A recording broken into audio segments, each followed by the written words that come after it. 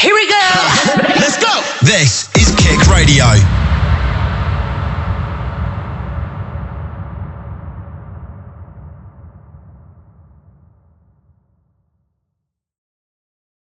Hi everyone, it's good to see me, isn't it? Welcome back to Ella's Film Club, and joining me today is my wickedly talented friend Lily. How are you, Lily? I'm good, thank you. How are you? Good, thanks. Okay, so if you didn't catch it already by my pun, we're going to be talking about John M. Chu's film adaptation of Wicked, which is based on the 2003 Broadway play by Winnie Holzman and Stephen Schwartz. So let's jump straight into it. So, I've got a little synopsis of Wicked here. So, for anyone who doesn't know, Wicked, the 2024 film and 2025 film, is actually the prequel to The Wizard of Oz, which was made in 1939, and it explores the origin story of Glinda the Good and Elphaba, the Wicked Witch of the West. Wicked follows Glinda and Elphaba's time at Shiz University in the Land of Oz. Misunderstood, green-skinned Elphaba arrives at Shiz with her sister Nessa Rose, who is enrolling at Shiz, and is forced to room with popular aristocrat Glinda. They develop an unlikely friendship, which is explored in part 1 of the film, and then it's tested in part 2 of the film, as they start to fulfill their respective destinies. At the end of part 1, all of Oz is against Elphaba, and she has spoken to the wizard about her concerns over the suppression of animal speech in Oz. She's then presented with a magical spell book written in Lost Ozian language called the Grimoire, from which she is tricked into reading a spell that transforms the wizard's monkey guards into winged monkeys that are intended to be used as spies to report on the animal activity of Oz. Gasp. Oh my god. So when Elphaba realizes the betrayal, she flees to another tower in the wizard's palace, taking the Grimoire with her. Glinda then runs after Elphaba to plead with her through an emotional duet of defying gravity, but Elphaba's determined to fight back against the wizard. And then that rejection of the wizard and Madame Marible's plan leads to Madame Marble publicly declaring Elphaba as the Wicked Witch and a threat to Ozian safety.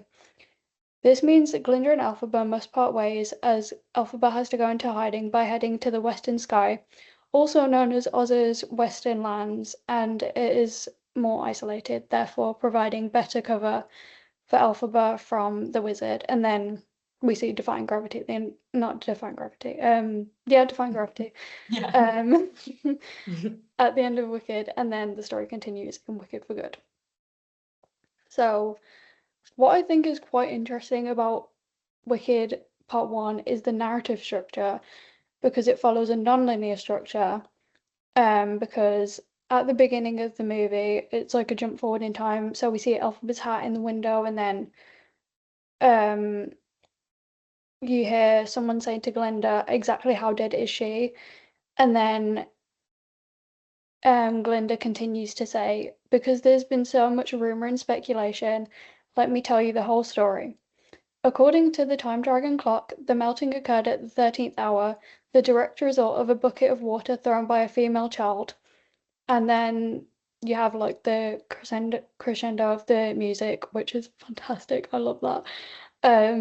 And then she goes on to say, yes, the Wicked Witch of the West is dead, which that intro actually gives me goosebumps every time I watch it, because you have like the crescendo of the music, and then you're like immediately thrown into chaos after with like the flying monkeys going through the glass and a certain someone riding over the horse on the bridge, which we later find out in Wicked for Good is actually Glinda, which is insane to me because I did not see that come in. And then there's like a really nice tracking shot, and there's a rainbow, which is a nod to the original Wizard of Oz, and also the rainbow kind of motif that we see throughout the film Wicked for Good.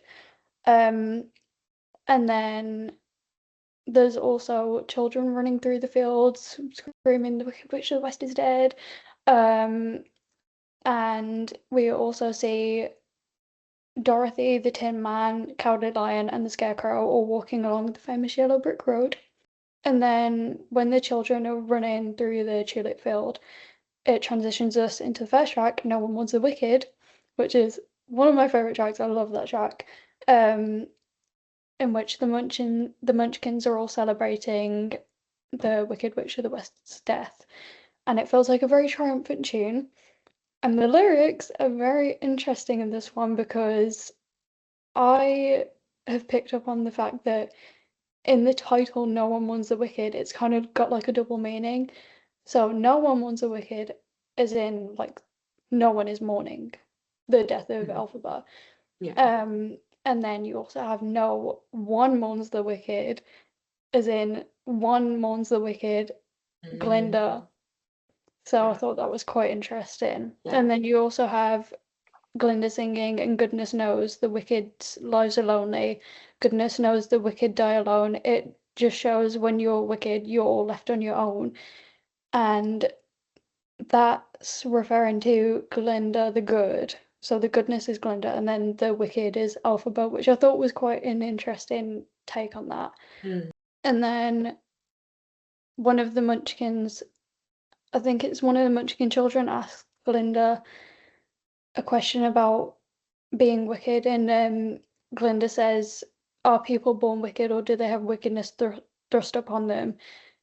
Which is paired with a shot of an evil poster of Elphaba, which I think conveys the fact that Elphaba's being painted into something that she's not, like in a literal sense. And then one of the Munchkins asks if it's true that Glinda was friends with Elphaba, and then from that point forward, the story follows a linear structure because you can see where their friendship begins at school. Then in Wicked Part 2, that follows a linear structure. There's a small time jump, and I don't know how much time it's been since the events of Part 1, but things in Oz have clearly changed. So Glinda's now a public figure known as Glinda the Good. Nessa Rose is the new governor of Munchkinland, which, when did Nessa Rose and Elphaba's father die? Yeah, that felt really random. It just Yeah. happened. And then she mentioned as well that he died of shame from Elphaba, Yeah, which is I didn't interesting. get that. No, that was random. Yeah, and then the train to Emerald City is now pink. Elphaba's hiding in the woods, and then we also get the crossover with Dorothy, who's faceless in respects to Judy Garland, which I think was a nice touch, and I think that's That is also nice, yeah. another nod to The Wizard of Oz. And then it all ties together nicely at the end of Part 2 when everything comes full circle because you get the emotional for good song, and then Glinda finds Elphaba just before they part ways for the final time. And in that scene, they say "I love you" to each other, and it was like, I think that was carried with such raw emotion because you can like, it's like the actors' emotions are like peeking through it as well because it was like obviously an emotional time for them because it was one of the final scenes. And then Elphaba and Fiera leave Oz behind, which was such a betrayal. Yeah. That was crazy. Mm-hmm. To start their journey together, and then Glinda remains, Glinda the Good, to all of us who, by the end of the film, are presumably all celebrating the Wicked Witch of the West's death. Because the film ends with a little snippet of "No one wants the wicked." And spoiler, but I think it was so perfect at the end of Wicked for Good how the final shot was the exact parallel to the Playbill shot or the Playbill poster for the Wicked stage musical. I think that was so perfect. That was just Yeah. like a good way to round off Wicked Mm-hmm. as a whole. So I Yeah. really like that. And yeah, that's basically the narrative structure of Wicked. Lily, anything to add? Yeah, you summed it up pretty well. That was really good.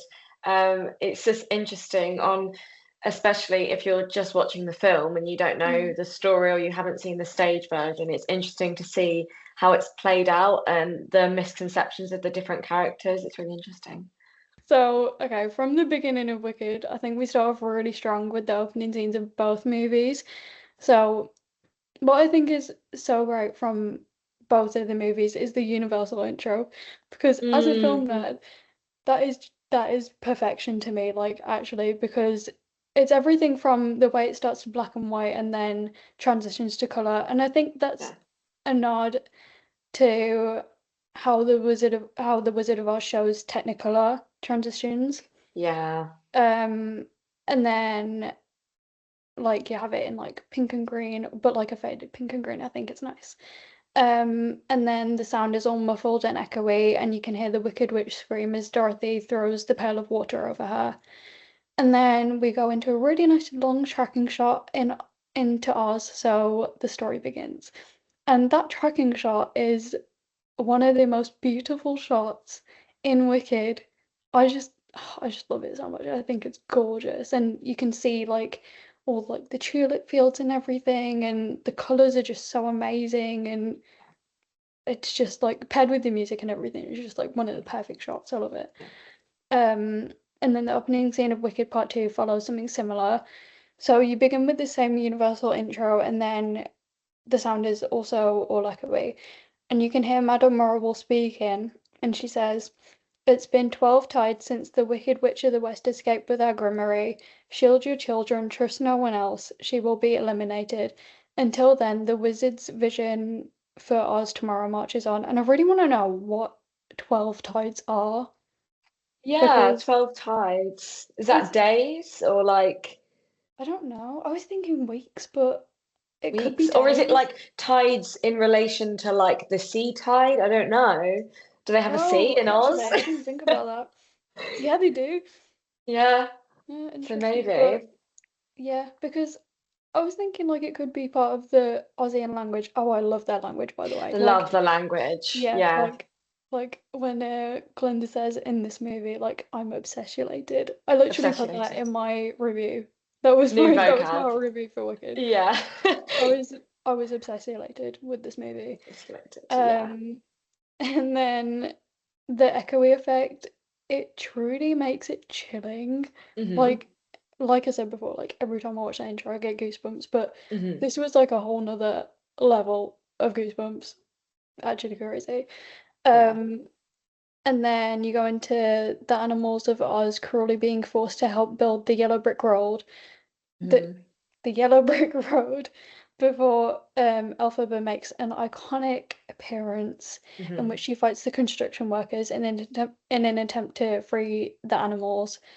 And then you see propaganda being spread around Oz, like Hmm. the Elphaba's the Wicked Witch of the West, and she's like evil, and you shouldn't trust her and everything like that. Um, and then you're also introduced to Glinda's rising status as she works more closely with Madame Marable and the wizard now in light of Elphaba's escape. She also plans to marry Fiero, which is clearly not what he wants and something he didn't know about, which is mad. That was quite a funny scene actually. I like that. Yeah. Um, and then Glinda clearly still holds on to her friendship with Elphaba when she's like worried about her and stuff, which makes sense Yeah. because they were really good friends, as she Hmm. stated.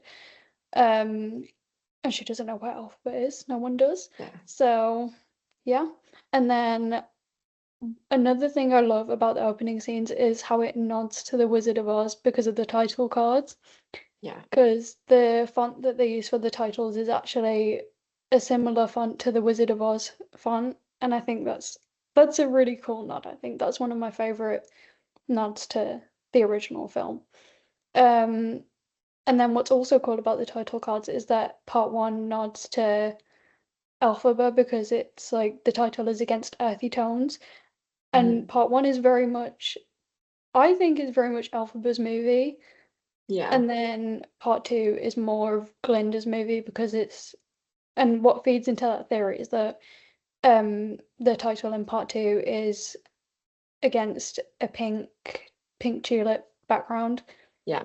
So I think that's really cool, and I really like that. Okay, so in the soundtrack, in part one, I can't remember the movie perfectly, but I'm just gonna name my favorite songs from the Yeah. soundtrack.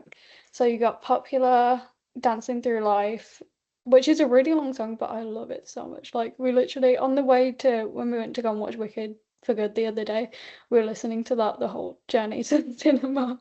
Yeah. It's a good It's way so to like, I don't want to say waste time, but like once you listen, how long is the song? Like 9 minutes? yeah, I mean, that's like a short car journey or like a yeah. short walk. Like, It's like you know what that is? That's like my all too well 10-minute version.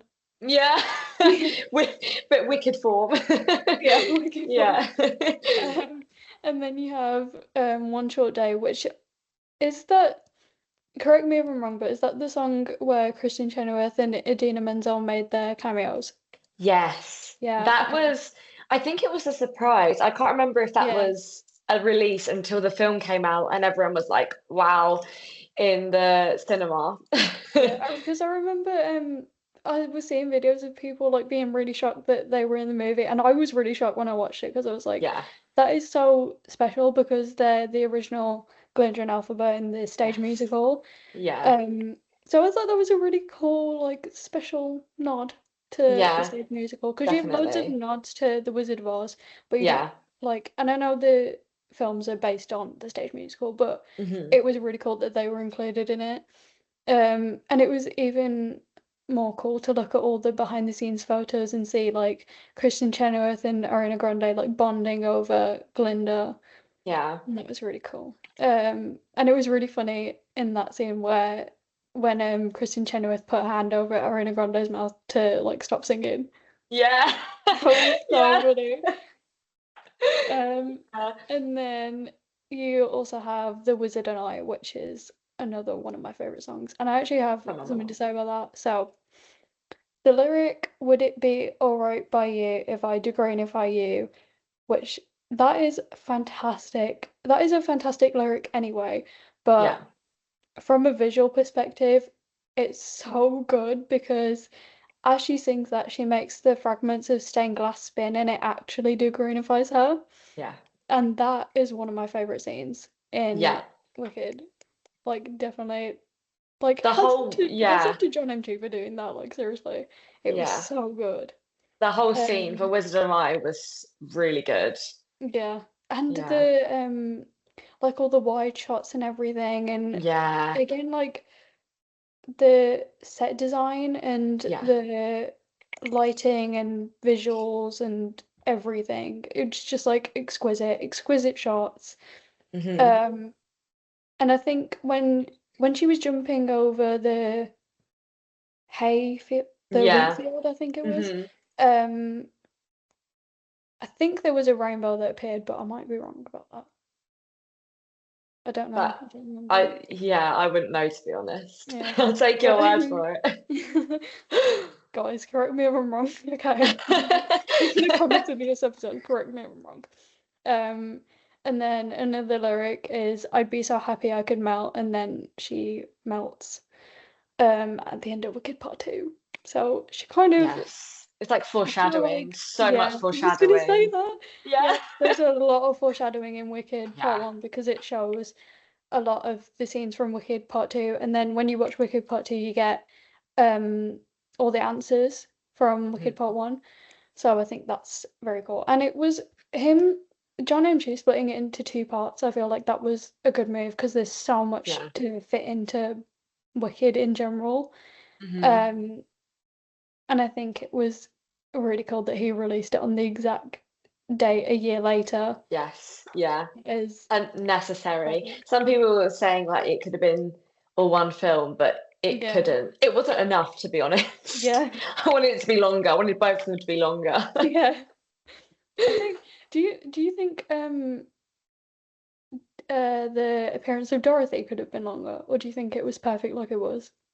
I think it was good how it was because it wasn't her story. Like Wizard of Oz was Mm, Dorothy's story and her journey to the wizard. Wicked is yeah, about Elphaba and Glinda, like Glinda. Dorothy is just a side character who plays a bit of a role.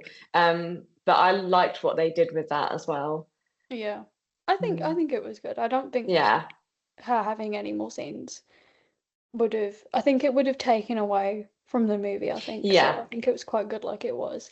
yeah. Um, and then onto the Wicked. Oh, actually, do you have anything to say about part one? The songs in part one. Um, so a few things like with the motifs, which are quite Mm. cool. I don't know if you have anything to say about that. I don't, so take it away.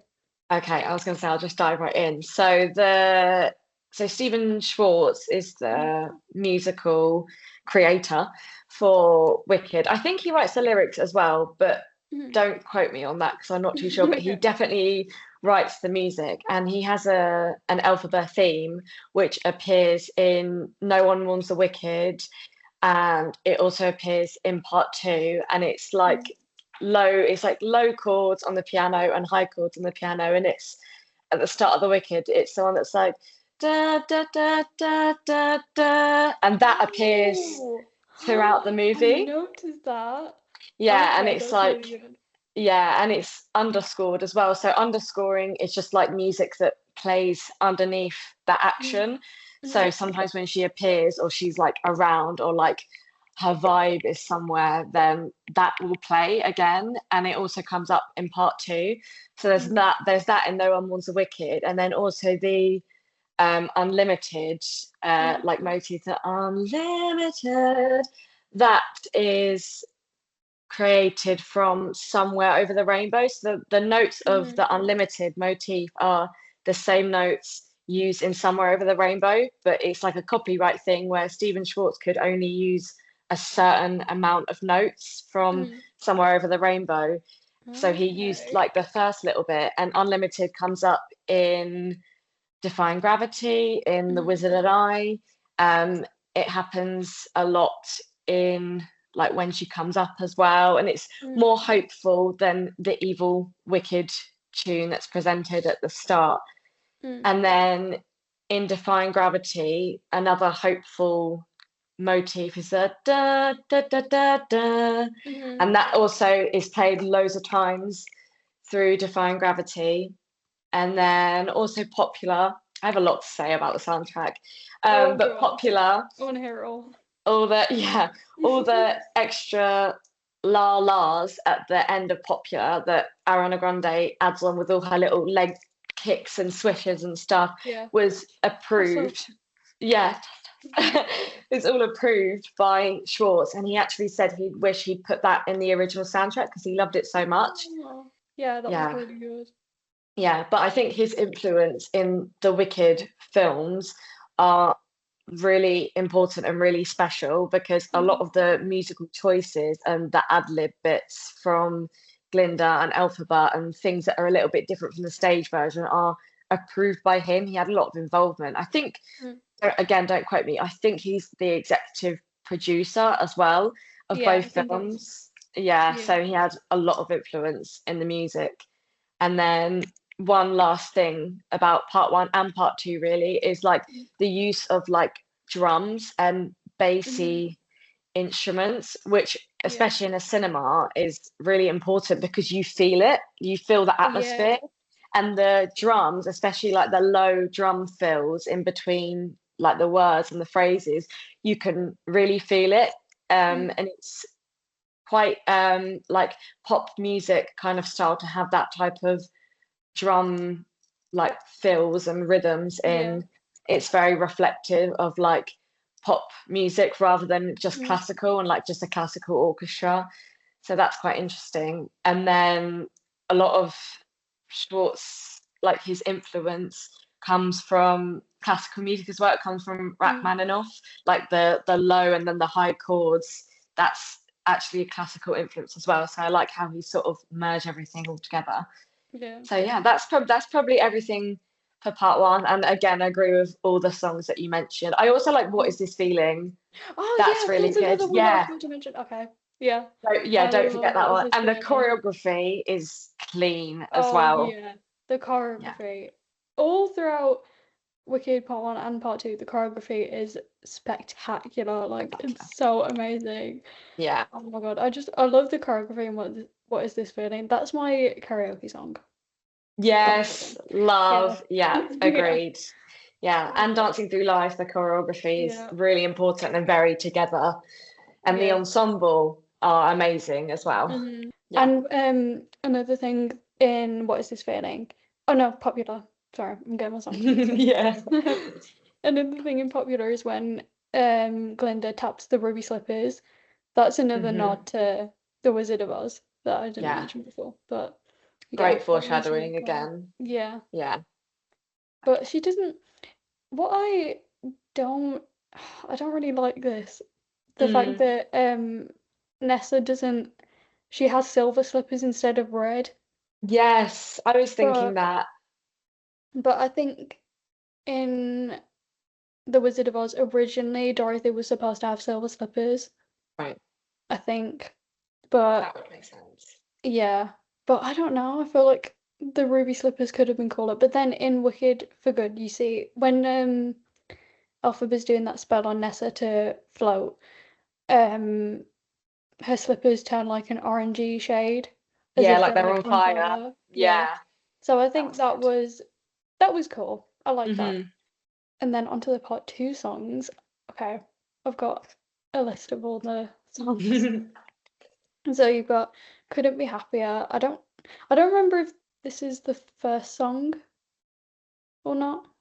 I don't think the first song is like a reflection of No One Mourns the Wicked. It's like Every Day Oh More yeah. Wicked, I think it's called. But I don't know if that's exclusive to the film Hmm. or if that comes, I can't remember the original soundtrack. It might just be exclusive Yeah. to the film. Because I But remember hearing that and thinking like, oh, like with all the songs in part two, it's like a parallel of part one, yeah. and I just think that's so cool. Hmm. There's a lot of parallels to part one actually. Yeah. Um, so you got Couldn't Be Happier, which from a visual perspective, my favorite part of the song is when Glinda's singing about her dreams and everything, Hmm. um, and time stops, like time literally stops, and everything's frozen, like the confetti's frozen in the air and everything. Mm. Um, and I think it sends the powerful message that it's really important to Glinda that she follows her dreams, and the song is kind of like it kind of highlights um the life that Glinda wants, but it's the life that she doesn't have and it's not her reality. So Yeah. it's just an illusion, which seems to be a theme in Oz. Yes. Um, and then No Place Like Home, which I love that song Yeah. because it's literally a nod to the 1939 Wizard of Oz, because that's what Dorothy says when she clicks the ruby slippers in order to get back home. Hmm. Um, then Wonderful. Wonderful was probably one of my favorite songs, Yes. visually, lyrically, and choreographically. Yes. Um, which I don't know if that's the right grammar for that word, but anyway. That was such a tune, like genuinely. Yeah. And the like I said before, like the choreography, spectacular, visually stunning because of the green and pink lighting. Yeah. Because every time it focused on Glinda, like she was just in pink and then Alpha was in green. Mhm. Um, and it includes a mini reprise of Defying Gravity, which is Yes. awesome. I love that Yeah. song. And I like how it like you were saying, part two includes a lot of references and motifs from part one as well. It's quite interesting as well with Glinda, which sometimes is talked about when she's singing low notes or using her chest voice, she's being truthful. And when Mm. she's using her head voice and singing the high, like operatic notes, she's lying. Um, and then, Okay. so like when in For Good at the end Yeah. and in Defying Gravity as well, when she's singing about like her friendship with Elphaba and like her love for Elphaba, she's Mm. actually on the lower harmony and she's singing chest voice, which I Mm. think is really interesting because it's Mm. like she's being truthful. But yeah, go on, That what you were going to that's say. actually something I didn't pick up on. That's really good, that is. Yeah. Wow. I'm loving this trivia from you about Musical analysis. yes. Yeah. Um, and then you have As Long as You're Mine, which is a gorgeous song. Jonathan Yes. Bailey and Cynthia Erivo's voices mesh so well together. Like that Yes, was agreed. one of the best duets. And the Um, chemistry, I mean, considering yeah, they're both attracted to the opposite, like the different genders in real yeah, life, they're yeah, attracted to like saying their same gender. They had mhm, so much chemistry. yeah, It was really good. and yeah. Then you have Girl in the Bubble, which was the new song that they added. There was another new song that they added, but I don't remember what it was. I'm not sure. I'm thinking now. I'm pulling up the soundtrack as we speak. It's gonna be recent because I've been listening to it. Was it Oh, an I love Alphabet that. song? Girl in the Maybe Bubble.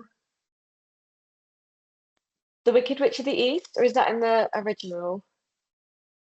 I can't remember. that sounds like a new one, but I'm not sure.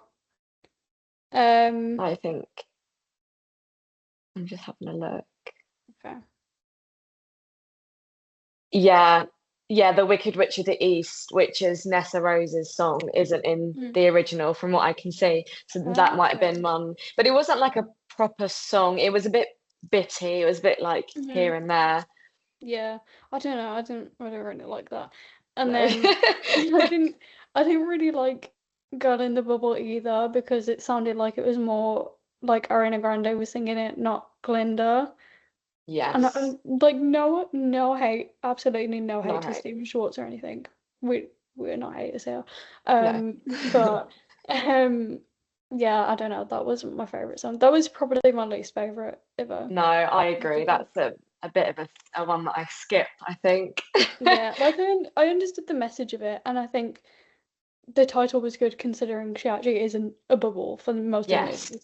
Yeah. And I think you can pick out a lot of like metaphors from that, Yeah, but and it just insecurity from her. yeah, but it Mm. just wasn't my favorite. And then you have No Good Deed Goes Unpunished, which was another one of my favorites, and I Yeah. just knew that was gonna be good from watching the trailer. Yeah. Like sung perfectly and everything, and Hmm. I just loved it. Um, and then you have For Good, iconic. Nothing bad to Amazing. say about that song at Beautiful. all. Such a powerful song, and it was sung perfectly by Cynthia Erivo and Ariana Grande. Hmm. Um, and it was probably, if I had to pick like top three favorites, it would be For Good, No Good Deed Goes Unpunished, and Wonderful. That's like my top. Yeah.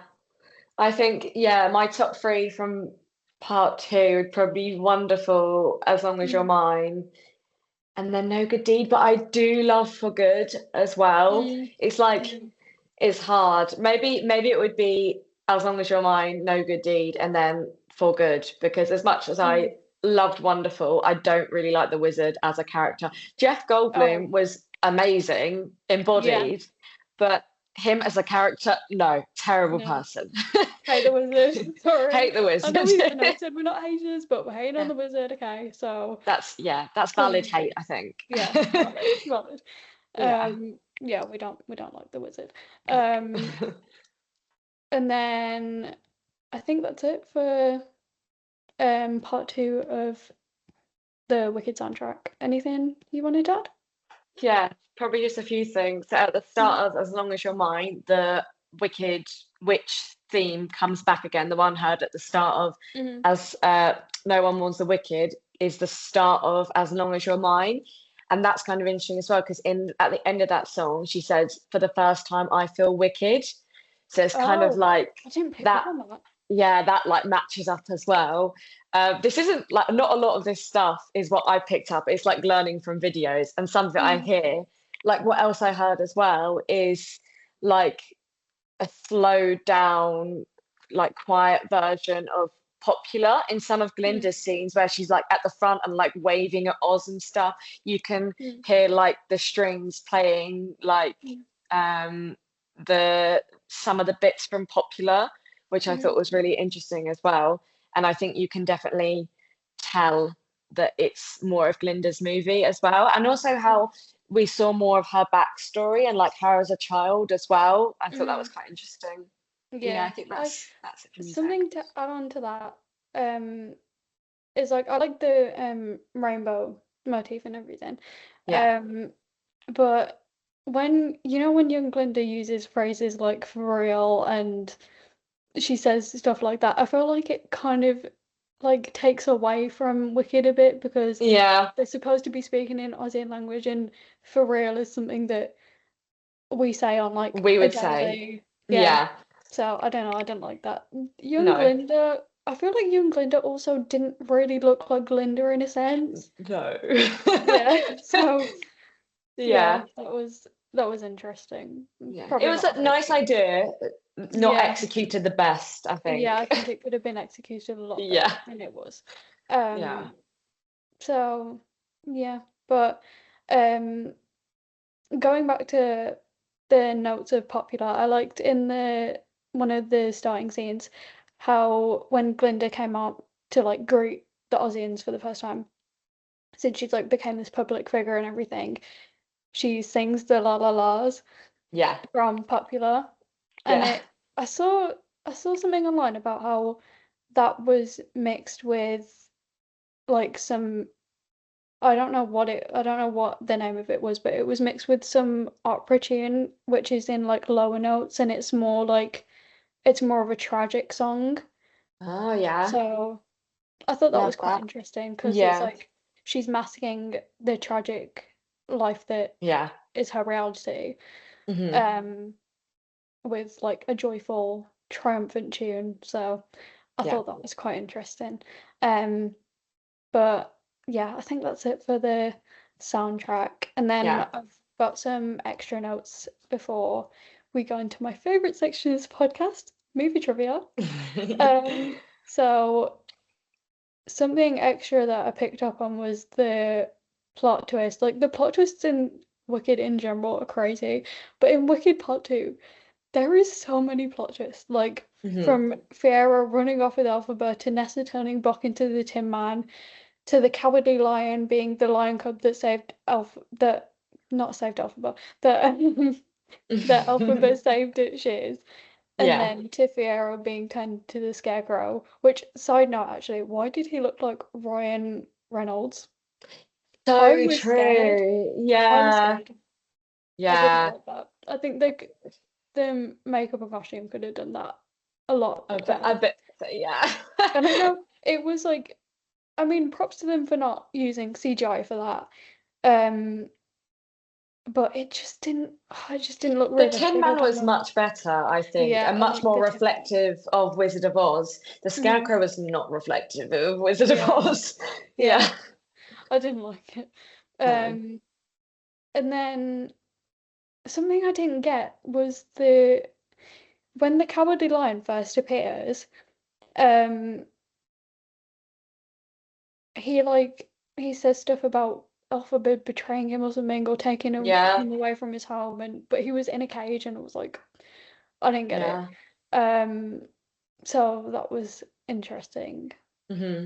Something else was that the Tin Man was angrier compared to the Wizard of Oz in Wicked, Yeah. which I actually really liked because I feel I like it liked. brought more life to his character. I mean, like no pun intended or anything, but Yeah. um, I mean, he's yeah, not I feel supposed to be like compassionate. He's not got a heart, yeah, so he's not supposed to be like a nice person, I guess. yeah, but Yeah, yeah. So I really liked that. I think Ethan Slater played the Tin Man really well.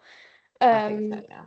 and then another thing is that when the wizard realizes that he's Alpha's father. Like Mm, I already knew that from like reading up about the stage musical and everything. mhm. Um, but that's a plot twist that a lot of people don't see coming, but I think it also makes sense with the repeated appearance of the green elixir. Um, Yeah. then you have the flashback to the affair, which in that scene or in the repeated scene, um, the face of a young Wizard of Oz is revealed. And on that note, may I just say that the casting was on point because he actually looks like a young He Jeff did look like, Goldblum. yeah, Like that was I good. was like I was what's the word? Speechless. I was speechless. Speechless. Yeah. Yeah, Gobsmacked. I was speechless then as well. Um, and then there's a few other nods to the Wizard of Oz.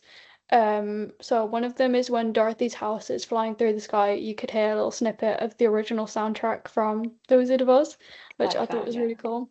And Hmm. then the title cards, of course, and then you can hear Dorothy crying when Elphaba shouts at her in the basement, which I thought was so good but so funny. Yeah. Um, and then I thought their fight scene was really funny when they just oh started going at yeah, each other. I was laughing in the yeah. cinema. Yeah, I was laughing too. That was really funny, especially when Glinda says, "Let's go, Greenie." Let's go, Greenie. And Let's she go, like Greenie. goes for her. Yeah, Brilliant. Hilarious. so amazing. And then Yeah. the aftermath of that scene as well, where Vera's pointing the is it like a is I it want like to a say gun it's or a gun, something? but it didn't look. It I didn't don't really know. feel like a gun. Yeah, Yeah, gun. but he was pointing that at Glinda, and then he gets kidnapped, and I'm like, Yeah, what? yeah, Literally gasped. But going back to the Dorothy scenes, I feel like I personally like how she's a faceless character and yeah, how all of her scenes are shown from a POV shot because it brings a kind of beauty to it in the fact that she's a faceless character because it leaves the mystery as well yeah. of her Agreed. character. Hmm. So I quite like that. But that's all my extra notes, I think. So onto movie trivia. Did you know that the production built a real life Munchkin land with 9 million tulips?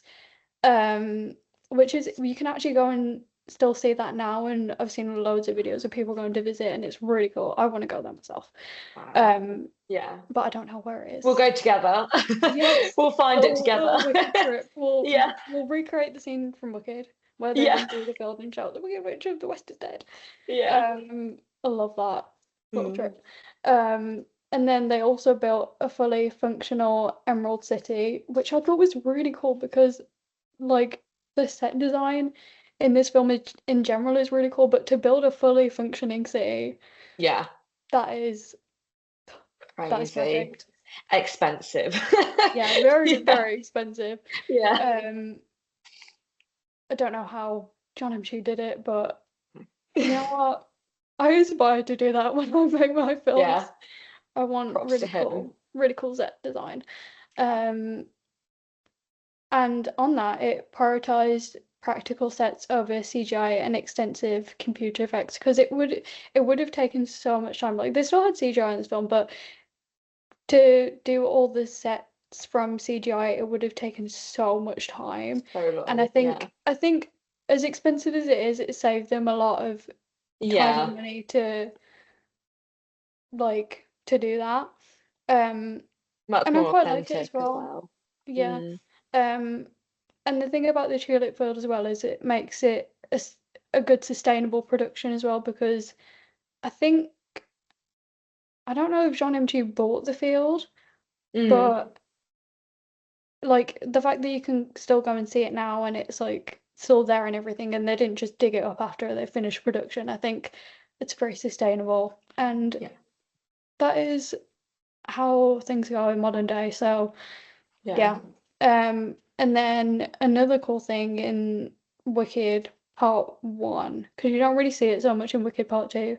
I don't know if you see it at all actually. But the wizard's face is a two-turn animatronic head that is over 16 feet tall and was controlled by a combination of hydraulics, mechanical motion control, and puppetry.